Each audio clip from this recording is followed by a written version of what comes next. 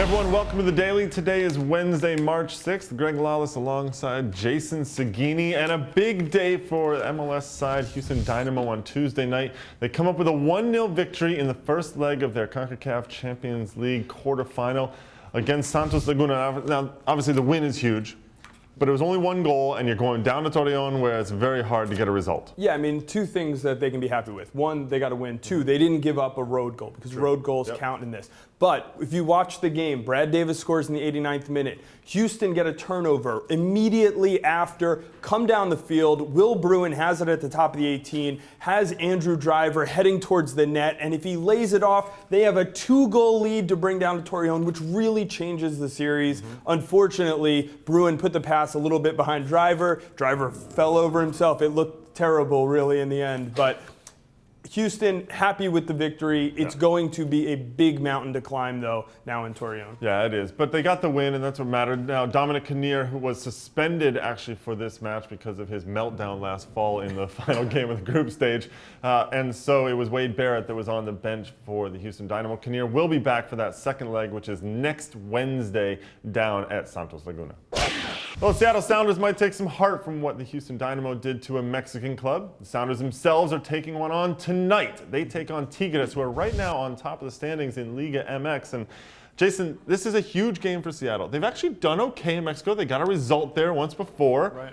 But this is a much bigger proposition for them. Got a result. They got a win against Monterrey. That is a result. It's only happened twice for MLS teams down in Mexico, both in 2011. FC Dallas was the other team. Look, for Seattle, the story is going to be Osvaldo Alonso coming back into the lineup. Remember, him and Mark Birch missed the opener for the MLS season because of suspensions. But Alonso, he plays such a huge role. He's Seattle's MVP time and time again. So he is going to have to be all over the midfield, shutting down passing lanes for this Tigres team. Well, the news for Tigres is that Emmanuel Villa, or Tito, is out for this match. He picked up an injury. It doesn't really matter. Tigres have plenty of other options in the attack that they can turn to. The game is at 10 p.m. Eastern Time on Fox Soccer. Make sure you check it out. And while you're watching, don't be afraid to send us a Twitter note and let us know what you think about the game. We will certainly be watching, and our Twitter handles are right here.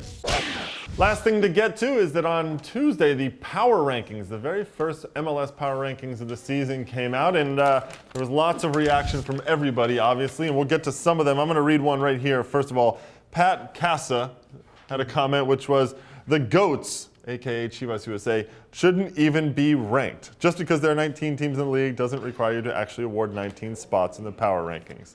All right, plenty more comments. I'm going to go with Troy and Jessica Cornwell, who said, I'm going to summarize this because it was long. Montreal went to Seattle, they beat the Sounders. How are the Sounders ranked 8th versus Montreal, who are ranked 9th?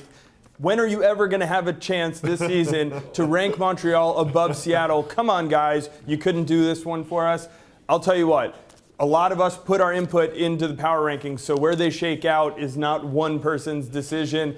Don't get defensive, man. Be proud of what the power rankings are. I think it makes sense that Seattle dropped a few spots, Montreal went up a few spots, just so happened to be that they ended up next to each other. And hey, look, give full credit to Troy and Jessica Cornwell, because they actually did say that we don't want to take too much from one game. So more credit to them on that one. The last one here from Steven Herrera, who says, RSL should have 6 points. They put up 5 goals on San Jose and Portland over the weekend.